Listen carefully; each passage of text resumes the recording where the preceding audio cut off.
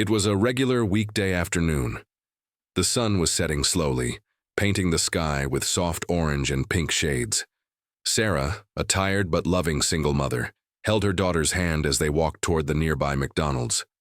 It had been a long day. Sarah had worked an extra shift and little Emma, just 6 years old, had come straight from school. "Freeze and ice cream?" Sarah asked, trying to sound cheerful despite her exhaustion. Emma's face lit up like a Christmas tree.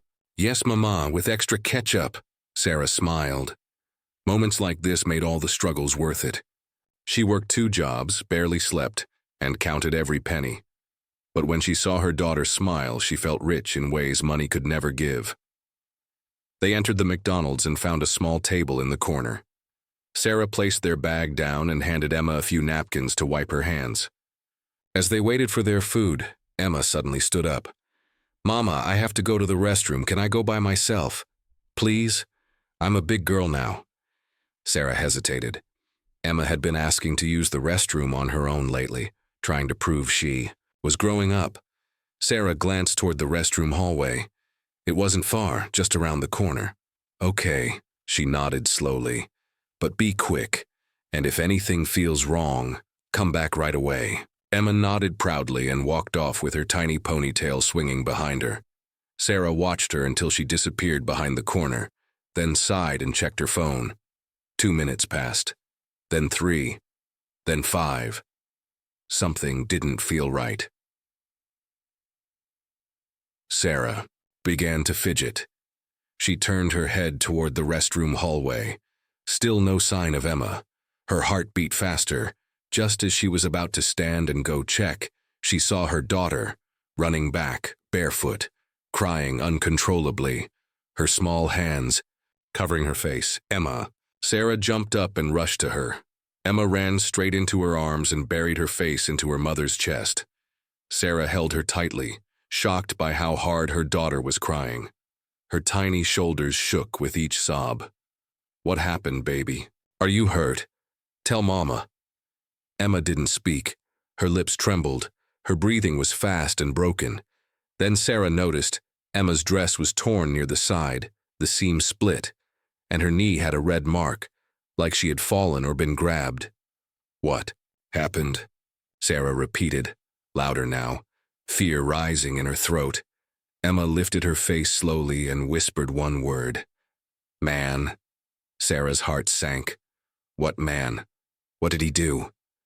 Her voice trembled now. Emma looked toward the restroom hallway with frightened eyes. Sarah turned. A man, tall in a gray hoodie and jeans, was walking out of the hallway. His eyes never met hers. He kept his head low and walked quickly past them toward the exit. Something about him felt off. Sarah's instincts screamed. She tried to follow him with her eyes, but he was already outside. Gone. She held Emma tighter.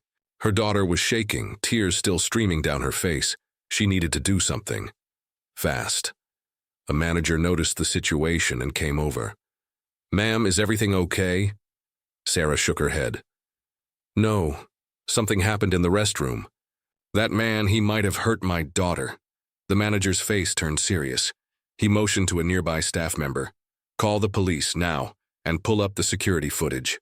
Emma sat on Sarah's lap now, still clinging to her, but her sobs were quieter. Sarah kissed her forehead gently. "You're safe now, sweetie. Mama's here." But in her mind, questions were screaming louder than ever. The McDonald's had suddenly gone quiet. The usual chatter, the sound of fries crackling in oil, even the background music, everything seemed to fade into silence around Sarah and her daughter. Sarah sat on the bench, holding Emma tightly. Her mind was spinning. Her daughter's clothes were torn. She had come out of the restroom crying. A strange man had walked away without looking back. This wasn't normal. This was serious. The manager returned. "Ma'am, the police are on their way. Please don't worry. We're checking the cameras now." Sarah nodded, barely able to speak. Her eyes stayed fixed on her daughter's tear-stained face. Emma's breathing was still uneven, and she hadn't said a word since whispering, "Man." Sarah gently stroked her daughter's hair. Sweetheart, can you tell Mama what happened in there? Did the man hurt you? Emma hesitated, then nodded slowly. He opened the door. I locked it, Mama. I did. But he came in? Sarah froze. Emma's voice was soft and shaky. He looked at me and said I was pretty. And then he touched my dress. Sarah could hardly breathe. Her fingers tightened around her daughter protectively. She looked up, her eyes now filled with fire. Did he hurt you anywhere else? Emma shook her head, then whispered. He heard someone coming and then ran out. Tears filled Sarah's eyes, but she blinked them away. She had to stay strong. For Emma. Just then the staff returned. We found him on the camera, ma'am, the young worker said nervously. But there's something strange. Sarah followed him toward the back, holding Emma's hand. In the small security office, a black and white screen was playing back the footage. They saw Emma walk into the restroom hallway alone. A minute later, the man appeared, looking around, and then quietly entered the ladies' restroom. Sarah gasped. No one stopped him, she asked angrily. The worker swallowed. We didn't see it happen. It all happened so fast. Then came the strangest part. The camera glitched just as the man exited. His face, though visible earlier, suddenly turned into a blur. His hoodie covered most of his head. All they could see clearly was his right wrist, where a faint mark, maybe a tattoo, flashed for a split second. Sarah stared at that frame. Wait, go back, pause it there. The screen froze. The tattoo looked like some kind of symbol. Not very clear, but familiar. Her heartbeat quickened. I've seen that before, she murmured to herself. But where? Before she could say more, 2 police officers entered the office. Ms. Sarah Mitchell? One asked kindly. We need to ask you and your daughter a few questions. Is she okay to speak? Sarah looked at Emma, who was now holding her tightly again. She looked terrified. She's scared, but she can try, Sarah replied softly. They sat down at the table while one officer crouched down to Emma's level. Hi, sweetheart. I'm Officer Lewis. I'm here to help you. Can you tell me what the man looked like? Emma's lips trembled. Again. He was tall, gray hoodie, he didn't smile, he smelled bad. The other officer took notes. Did he say anything to you? Emma nodded slowly. He said, don't tell anyone, or your mama will be in trouble. Sarah gasped. That monster. The officers exchanged glances. We'll check outside cameras and contact nearby stores, one said. This could be more serious than we thought. Sarah's hands were cold. She couldn't believe this was happening. Her daughter, her sweet, innocent daughter, had almost been taken or hurt, and the man had walked out like nothing happened. Something about that tattoo kept playing in her mind. A memory. A dark one. One she had buried long ago. Suddenly, she wasn't just scared anymore. She was furious. If the police couldn't find him, she would. And what she didn't know yet was that this man wasn't a stranger at all. He was someone from her past, someone she had forgotten. That night, the world felt heavier than usual. Sarah sat at the edge of Emma's bed, gently running her fingers through her daughter's hair. Emma had finally fallen asleep after hours of crying. The little girl held tightly onto a stuffed bunny, as if it could protect her from the nightmares that waited behind closed eyes. But Sarah couldn't sleep. Her mind kept going back to the tattoo, the blurry but oddly familiar shape on the man's wrist. A curved symbol, almost like a snake wrapped around a cross. Where had she seen it before? She turned the image over and over in her thoughts. She had watched the security footage again before leaving McDonald's. The police had taken copies and promised to follow up, but their tone had been careful, like they weren't hopeful. They had told her, "We'll do our best, ma'am, but without a clear face or full ID, it may take time." Time? Sarah didn't want to wait. Not when it came to her daughter's safety. She sat at the kitchen table, pulled out her old laptop, and began searching.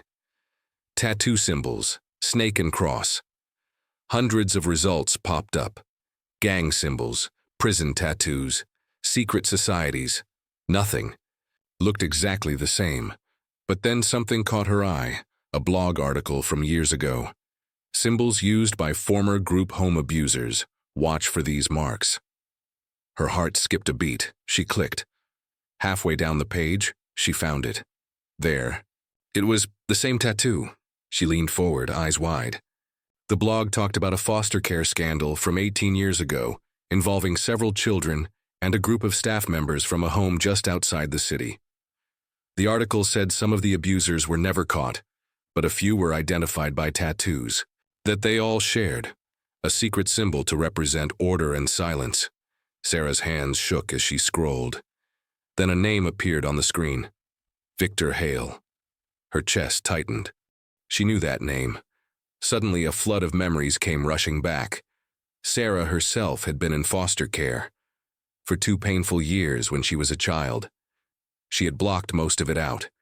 Her mother had died, and she'd been moved between homes. One of those places had been cold, cruel, and full of fear. Victor Hale was one of the men who worked there. He had been quiet, always watching, always too close. She remembered now the way he had spoken to her, the way she never felt safe when he was near. At the time, she had been too young to understand, but now it all made sense. She also remembered that tattoo. It had scared her even then. Now he had found her again after all these years. But why? And how did he even know she had a daughter? Sarah closed the laptop and stared into the darkness of the room. Her stomach turned with fear and anger. Her little girl was almost hurt by the same man who had once haunted her. This wasn't just a random attack. It was personal. She had to protect Emma, at all costs. And now, she knew exactly who she was dealing with. Meanwhile, in a dimly lit hotel room across the city, a man stood in front of a mirror. He had a small cut on his cheek. His hands were dirty. He stared at his reflection with cold, empty eyes. He rolled up his sleeve slowly and looked at the tattoo on his wrist. Faded, but still clear. He smiled, but it wasn't the kind of smile that brought comfort. It was the kind that brought chills. Whispered to himself, "She looks just like her mother." The next morning, Sarah woke up with heavy eyes and a heavier heart. Emma was still asleep, her tiny arms wrapped around her stuffed bunny. The sun peeked through the curtains, soft and gentle. But inside Sarah's chest, a storm was building. She had barely slept. Her thoughts kept dragging her back to the past, to a place she had locked away in the deepest corners of her memory. Now, that past was knocking on her door again. She went to the living room and picked up a small wooden box from the shelf. Inside were photos from her childhood, torn, faded, and tucked away like forgotten secrets. She pulled out one of the oldest pictures. It was of her, maybe 10 years old, standing outside a worn-down brick building. A group home. There were other children in the photo. And standing at the corner, barely noticeable, was a tall man in a gray jacket, Victor Hale. Her hands trembled. The name had stayed hidden in her mind for years, but now it echoed louder than ever. She remembered now. The late nights. The fear. The whispers among the kids. The times when Victor would walk into rooms he wasn't supposed to. The way some kids would cry quietly in the dark, but no one would talk about it, because he always said the same thing. If you say a word, no one will believe you, and bad things will happen to the ones you love. She had never told anyone, not even when she left that home. She was just a scared girl trying to survive. Now he had come back, and this time he was after her daughter. Suddenly the doorbell rang. Sarah's heart jumped. She quickly moved to the door and looked through the peephole. It was the police officer. From the day before, Officer Lewis. She opened the door. "Ms. Mitchell, good morning. We've got an update." Sarah invited him in quickly, her hands still shaking. "Please, tell me you found something." Officer Lewis nodded, his tone serious. "We checked nearby store cameras. One of them caught the man getting into a white van, no license plate on the back. But the video gave us a clearer shot of his face. He took out a photo and placed it on the table." Sarah froze. It was him. Victor, A little older, a little grayer, but the same cold eyes, the same twisted expression. "I know him," she whispered. "His name is Victor Hale. He used to work at a group home I lived in as a child. He was dangerous. I think he's doing this on purpose. He recognized me." The officer looked stunned. "That changes everything," Sarah nodded slowly. "He didn't pick Emma at random. He knew she was mine. He was sending a message." Officer Lewis took notes quickly. "If you're right, we need to put your daughter under protection." Immediately, Sarah felt her heart squeeze. "Will she be safe?" "We'll do everything we can," he said firmly. "And we'll put out a search alert for this man." Emma walked into the room just then, rubbing her eyes. "Mama," Sarah opened her arms, and Emma rushed into them. "It's okay, baby. Mama's here," she whispered. But in her mind, Sarah was making a silent promise. She would not run. She would not hide. This time, she would fight back. Meanwhile, Victor sat in his van, parked on a quiet street, looking through old pictures. Pictures he had taken from newspapers, social media, and even one of Sarah from when she was a child. He whispered to himself, "She remembers me now. Good." He looked at a map on the dashboard, and on it was circled one location, Sarah's apartment block. "I'm not finished with you yet," he said with a smile that made the air around him feel colder than winter. The apartment was quiet, but Sarah's mind was loud with fear, memories, and something new, determination. For the past 2 days, her life had turned into a nightmare. Her daughter Emma had been nearly harmed. The man from her dark past, Victor Hale, had returned, and now she was done being afraid. She stood by the window, watching the street below. Police had come and gone. They had taken her statement. They were watching her building, but Sarah knew something in her heart. Victor wasn't done. He never left things unfinished, and this time, he had looked right into her life and touched the most important person in it, Emma. She looked at her daughter, playing quietly on the living room rug, drawing butterflies and flowers with crayons. But even in her soft smiles, the fear hadn't left. She still looked at the door every few minutes. She still jumped at every loud sound. Sarah couldn't let it continue. She pulled out her old phone, the one she used years ago and hadn't thrown away. She still had it for one reason. It had numbers from her time in the group home. She scrolled through old contacts. Most of them were just first names, forgotten people, long gone. Then one name stopped her. Tony G. Watchdog, her. Heart skipped. Tony had been another kid in that same foster home. Older than her by 3 years, tough, street smart, and always looking out for the younger kids. She hadn't spoken to him in years, but if anyone would remember Victor, it was him. Sarah called the number. It rang, once, twice. Then a voice, rough and sleepy. "Yeah, Tony, it's Sarah from St. Mary's Group Home." Silence, then a sharp inhale. "Sarah Mitchell, I haven't heard that name in ages. I need help," she said. "It's about Victor Hale." There was a pause, then his voice turned serious. "Where are you?" An hour later, Tony arrived. He looked older with tired eyes and a slight limp, but his presence was the same, steady, protective. They sat at the kitchen table. Emma was in her room, safe with headphones and a tablet. Sarah explained everything. When she finished, Tony's jaw was tight. "I always knew he'd come back. He was too smart, too twisted to just disappear." "I want to stop him," Sarah said, her voice steady. "Not just for Emma, but for all of us who were hurt. We need to end this."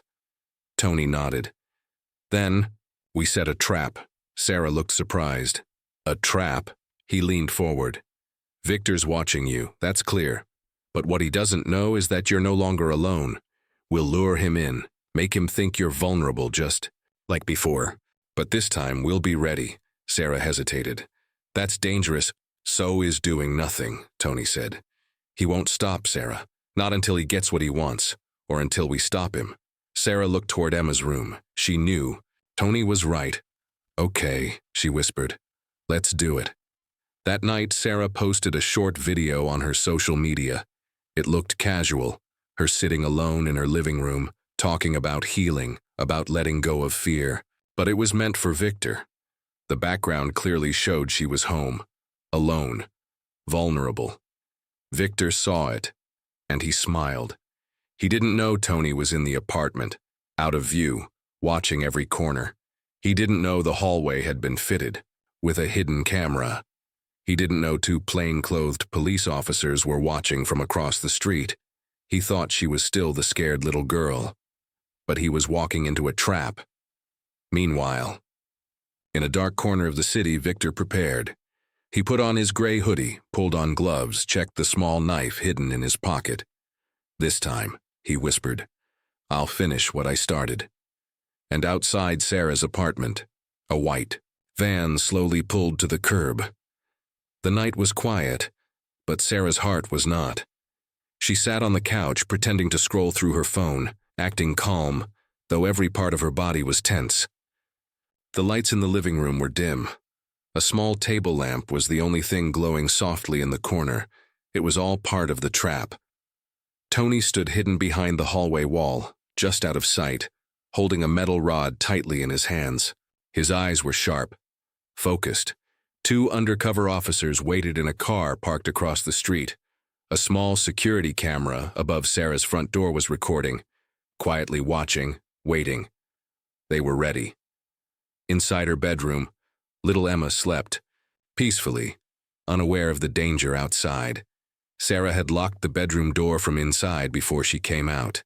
She made sure her daughter was safe. She kissed her on the forehead and whispered, Mama's got you. Now, she just had to be brave. Then, it happened. A sound, soft footsteps in the hallway. Her apartment door's lock turned slowly. It wasn't broken. Someone had a key. Sarah's eyes widened. How? The door creaked open, and there he was. Victor Hale, older, grayer, but the same cold stare, the same slow, confident walk. He stepped inside like he belonged there. Sarah stood up, trying not to tremble. What do you want? Victor smirked. You know what I want, Sarah. She didn't answer. He walked closer. You always were smart. Stronger than the others, but you still ran. You left before I was done with you. I was a child, she said, her voice shaking. He nodded slowly. And now you've made another. She's beautiful, just like you. That was it. Sarah's eyes flared with anger. Don't say her name. Victor chuckled, but before he could speak again, Tony stepped out from the hallway with a sharp glare. Victor froze. Well, well, Victor muttered. Tony, the little soldier. You remember me? Tony said. Good. That'll make this easier. Victor reached for something inside his jacket. But Tony moved fast. He swung the rod straight at Victor's arm. Crack! The man screamed and stumbled back. Sarah ran for the door and yelled, Now! The door burst open. The two officers stormed in. Victor tried to run, but Tony grabbed him and tackled him hard to the ground. The police moved quickly, handcuffing him, reading his rights. Victor's face was twisted in pain and rage, but he was caught. It was over. Sarah dropped to her knees, tears in her eyes. Her body was shaking. It had happened so fast, but she felt the years of fear leaving her chest piece by piece. Tony helped her up and said gently, You did it. She looked at Victor being dragged out the door and whispered, No, we did. A few hours later, Sarah stood by Emma's bed watching her sleep. The danger was gone. The nightmare had passed. Tony sat quietly in the living room, speaking to the officers one last time. He had come through, like he always had. Sarah leaned down and kissed Emma's forehead. You're safe now, baby. Mama promised you. And she had kept her promise. After years of pain, fear, and silence, she finally had peace. Days passed since Victor was arrested, and the nightmare that once haunted Sarah's life seemed to be finally ending. The newspapers talked about the incident. Brave mother and childhood survivor helps catch wanted predator. Former foster child brings justice after years of silence. People praised her courage. Emma was smiling again. The fear in her eyes had faded. Her drawings were full of sunshine, not shadows. Sarah looked stronger now, lighter. She laughed more. She hugged Emma longer. She had faced her worst fear and survived. But deep inside, a question still burned quietly. Why did he come back after so many years? And then the answer came. One morning, Sarah received a letter, no return address. The handwriting was rough. She opened it carefully, her hands already trembling. Inside was just a single piece of paper. It read, "She has your eyes, but I always wondered if she had mine too. You ran before I could be sure. I'm not finished with you, Sarah." Sarah froze. She dropped the paper. Tony, who had come by to check on her, rushed over. "What is it?" he asked, grabbing the letter. After reading it, his face turned cold. This changes everything." They rushed to the police station. Sarah demanded answers. "What does he mean? Did he—" Her voice cracked. "Did he just say Emma might be his?" The officer looked shocked too. "We're going to find out. We can do a DNA test, and if he's making false threats from jail, we'll tighten his sentence." Tony placed a hand on Sarah's shoulder. "We'll face this together." Sarah nodded, barely holding it together. "She's my daughter, no matter what." A few days later, the DNA results arrived. Sarah sat in the hospital office, heart pounding. The doctor walked in with a calm expression. "Sarah, we've completed the DNA match." She held her breath. "There is no match between Victor, Hale, and Emma." Sarah felt her lungs fill with air again. Her whole body relaxed. Thank God. Tears filled her eyes, but this time, they were tears of relief. Victor had lied. He had wanted to keep control even from behind bars. But his power over her was finally broken. He was just a man, a sick, evil man, but no longer a monster in her life. Weeks later, Victor was transferred to a maximum security prison. His crimes from the group home days were finally being investigated after others came forward, inspired by Sarah's bravery. She had started something much bigger than she expected.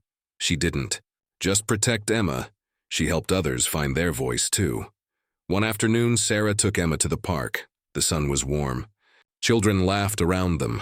Emma ran through the grass, free and happy, her stuffed bunny in hand, her heart full of innocence again. Sarah sat on a bench, watching with a soft smile. Tony joined her. "You look at peace," he said. "For the first time in a long time," she replied. Tony looked at Emma. "She's lucky to have you." Sarah nodded. "And I'm lucky to have her. She gave me the strength to fight." She reached into her bag, pulling out her phone to take a picture of her daughter laughing in the sunlight. This was the life she had dreamed of. And now, finally, she was living it.